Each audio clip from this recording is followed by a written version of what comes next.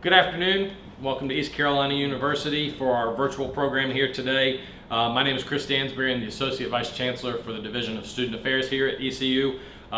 This is another special Facebook edition where we're going to try and answer some of the most common questions that are coming up. Now, for this program today, we're going to be primarily sharing information that relates to the students that were approved to stay on campus for the remainder of the fall in the residence halls, and also for some of those students that are still in the community, we're going to share some of the information they may need to stay in contact with our campus as it is open. We have Bill McCartney, who's the Associate Vice Chancellor for Campus Living, as well as Erik Kneubuehl, who's the Associate Vice Chancellor for Student Involvement and Leadership. They'll be joining me in just a little bit and give you some additional information. Want to add a few things of important note. All students should be getting communication. They're going to be getting it through their ECU email account. We say this repeatedly because a lot of times that's where the disconnect comes. So make sure parents and family, as you're watching this, if there's information that you're wondering about, make sure your student is checking that ECU email account. That's where we are sending it. So in short, there's a couple of things, and Bill's going to expand on this. For the students staying in the residence halls, they will be moving into single rooms up on College Hill. That information Bill's going to share a little bit. Each student is also going to get a COVID test prior to moving to their new room. For these students that are currently in quarantine or in isolation during this time, Campus Living is going to work with them on an individual basis as well as with student health to coordinate some of that. Food-wise, Todd Dining Hall is going to stay up on the hill, and there's going to be some retail options. Erik Kneubuehl is going to join us in a little bit. He's going to talk about some of the campus services that are open and the facilities that will be available, including some recreation options and programs that are going to be available too, and how to get connected even in a virtual environment with some of our clubs and organizations. I mentioned this at the front. ECU is open. Our campus is open.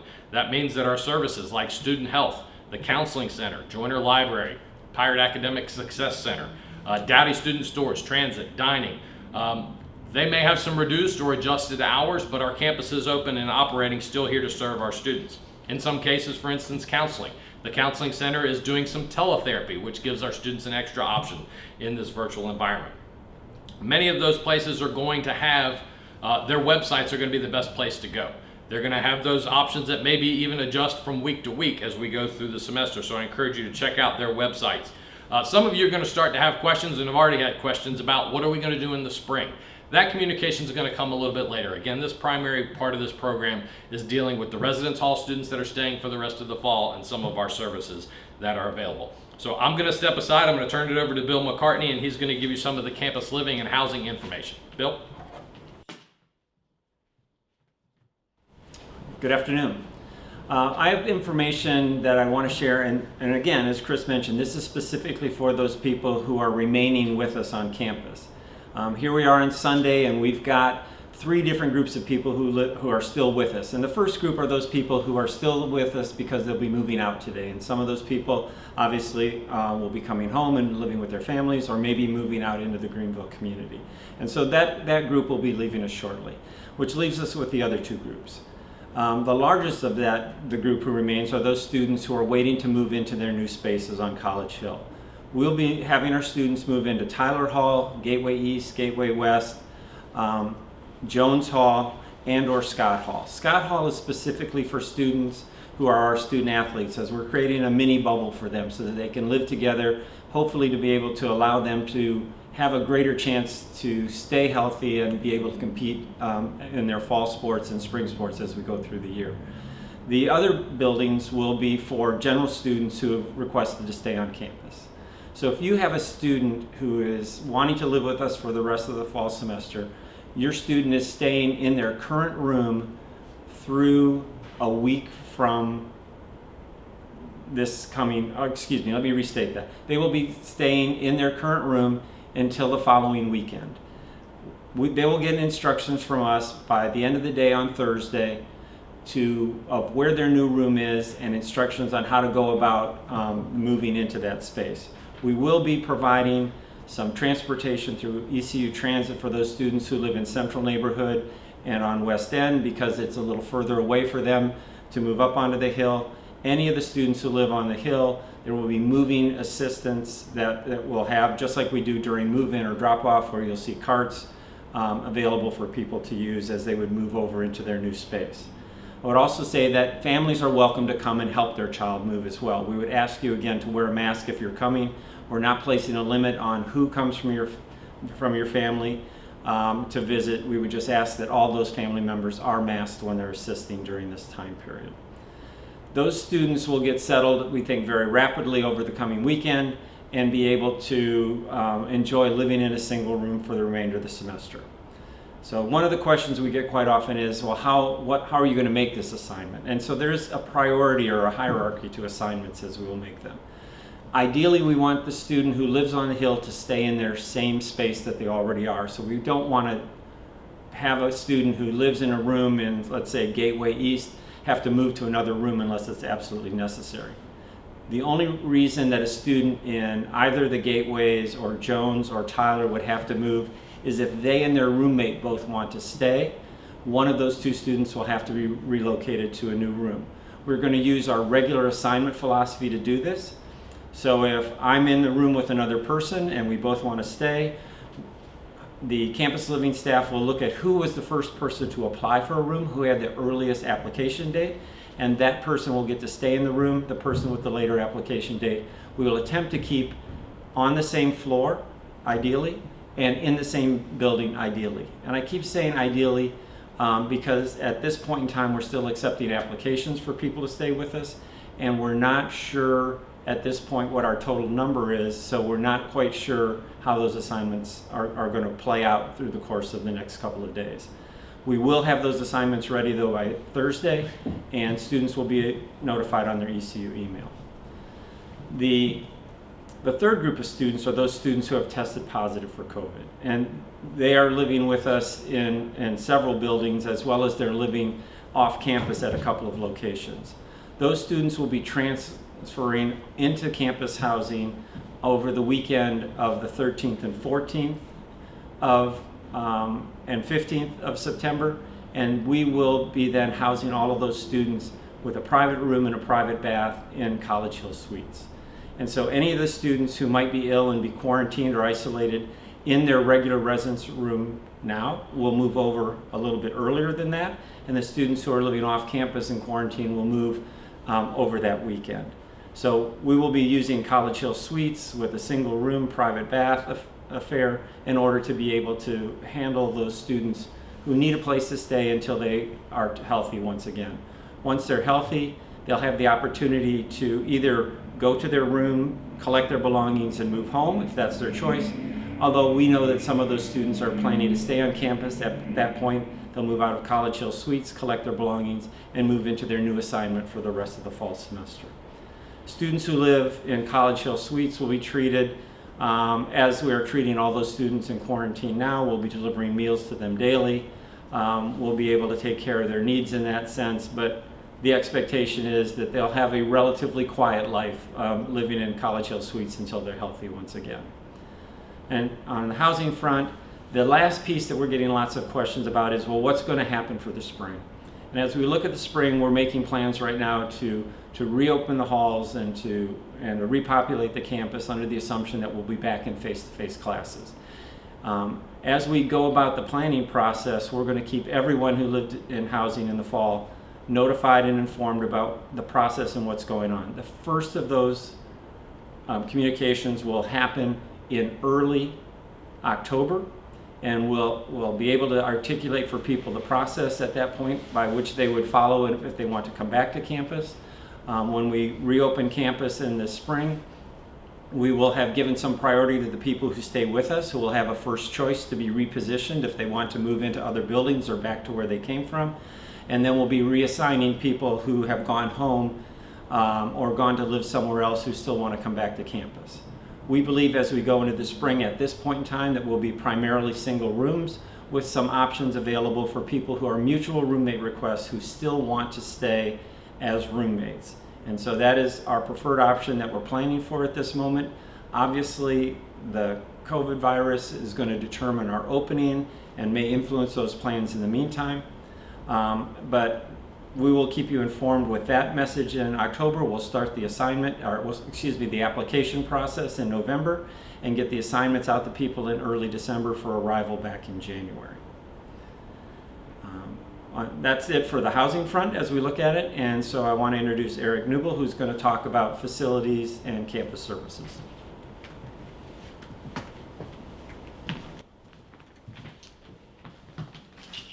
Thanks, Bill.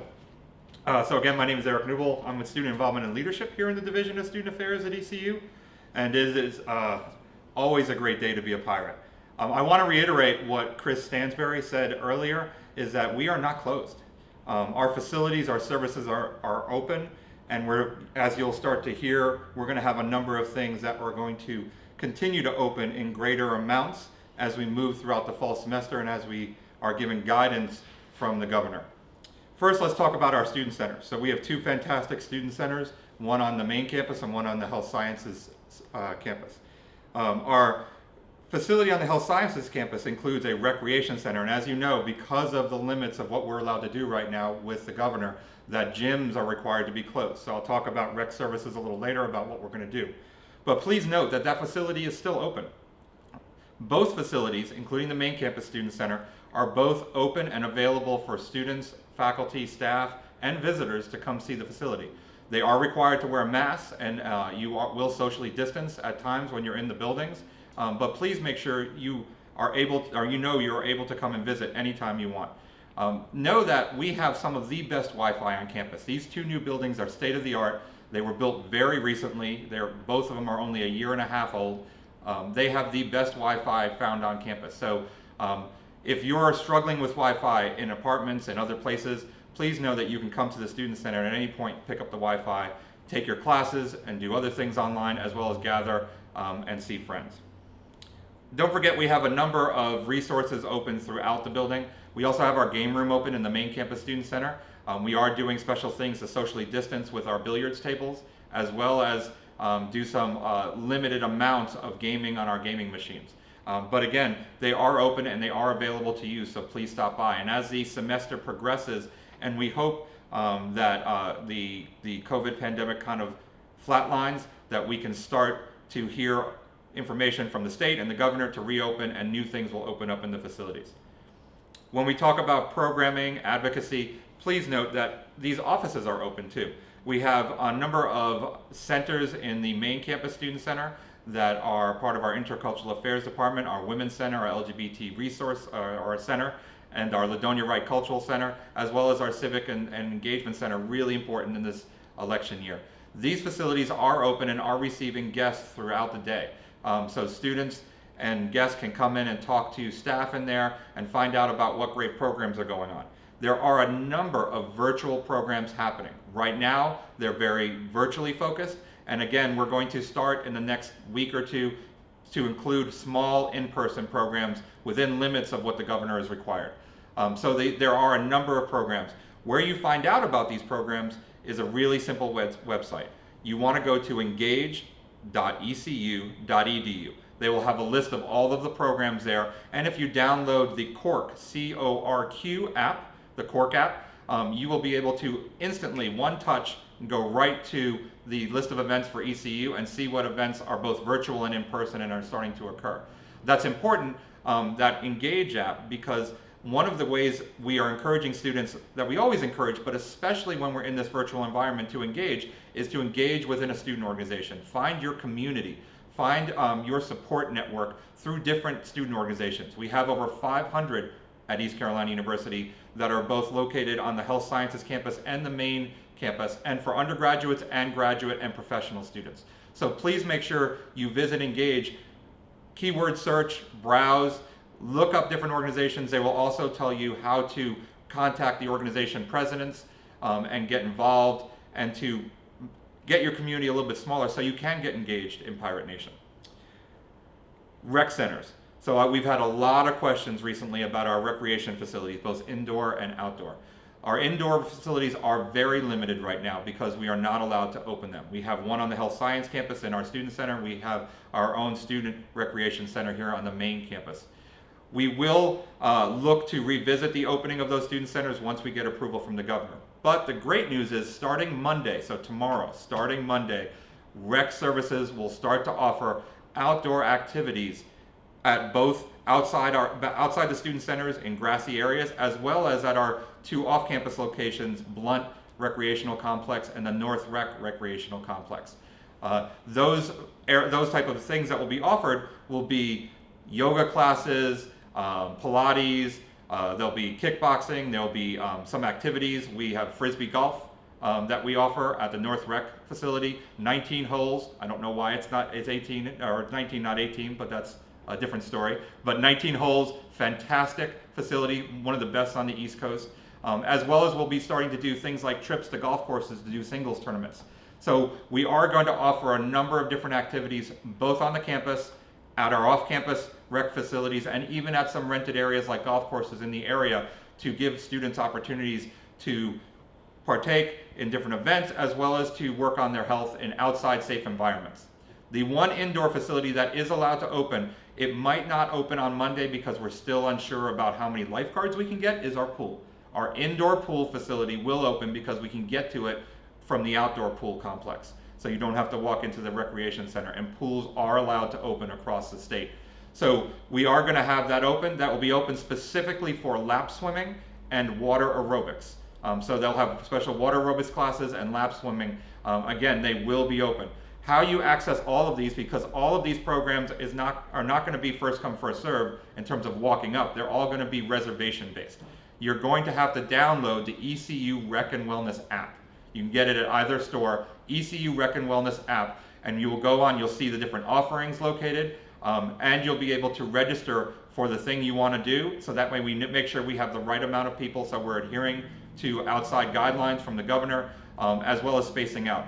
You'll hopefully see that what we've done in preparation for this is there are already 6 foot, 9 foot actually, circles painted on the ground in a lot of our grassy areas and outdoor complexes, and they're about 9 to 10 feet apart to make sure that everybody knows how to social distance. You don't have to figure it out. You step in the circle and you get led through the class.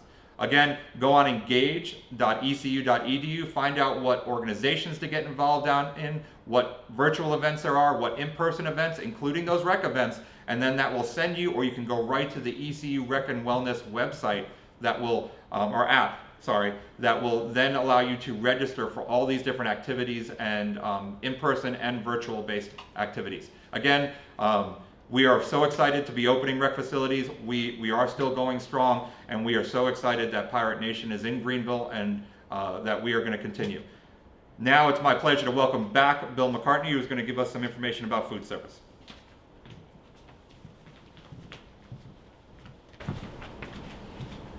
Dining services is alive and well on the ECU campus right now. So as we transition into the coming week, that we will be transitioning into providing service for the students who live on campus, as well as any student who might still be coming to campus who lives in the Greenville area. And so we will not only have dining hall service available, we'll also have some retail options available for them as well.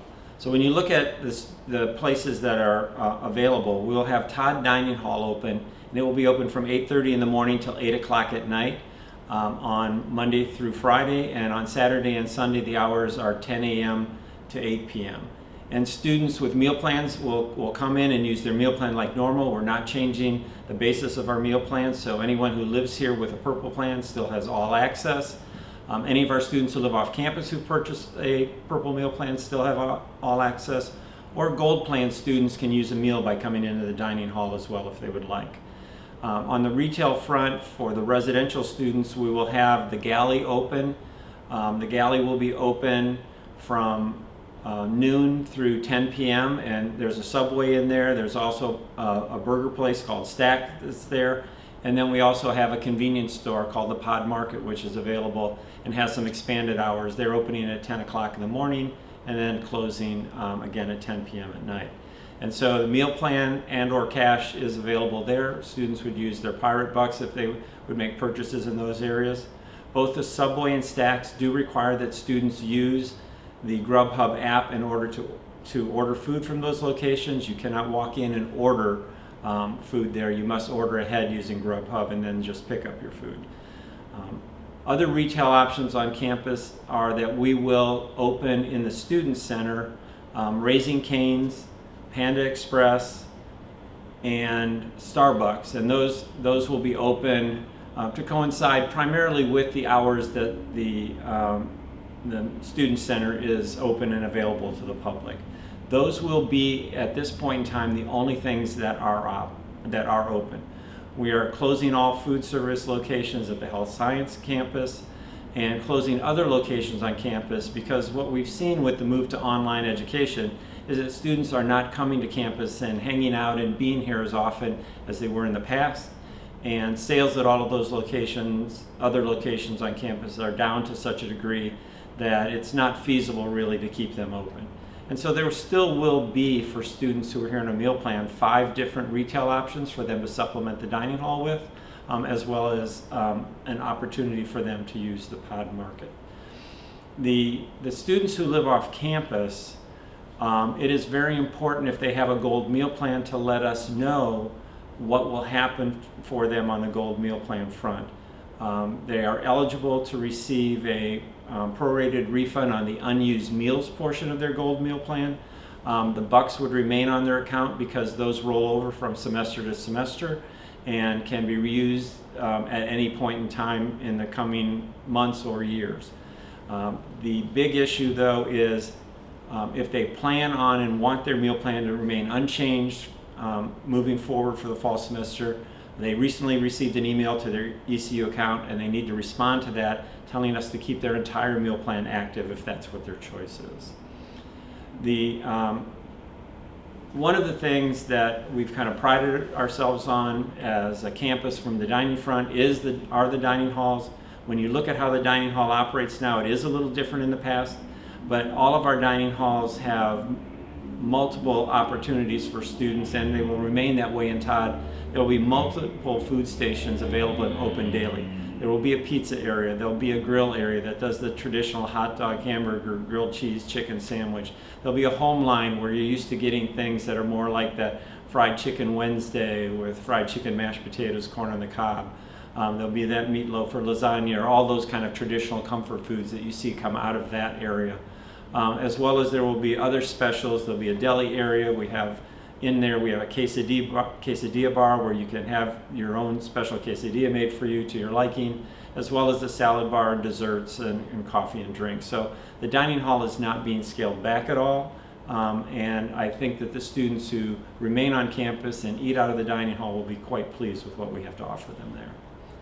So with that as kind of an update on the dining front, I want to turn it back over to Chris Stansbury, who will close our event today. Thank you, Bill.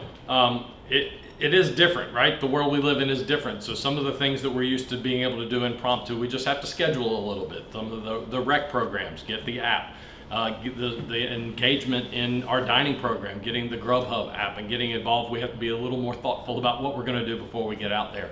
We went into a lot of detail for this program today.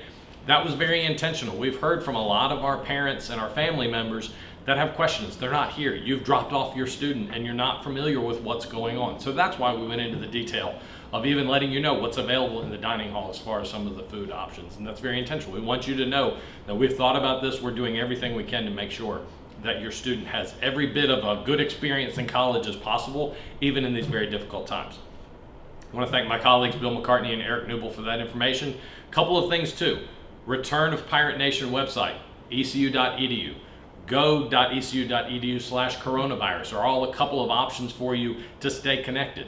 The official ECU social media accounts on Facebook, Twitter, Instagram, you name it, there's information being shared from the university in every capacity possible. We want you to stay informed. There's FAQs available on those websites for students, for employees, for family members. If you're not sure, reach out to those websites and see what you can find out to stay connected. And of course, we're going to be here whenever there's information that needs to be shared. We will pop up with special programs like this. Until then, till we talk again next time, be safe.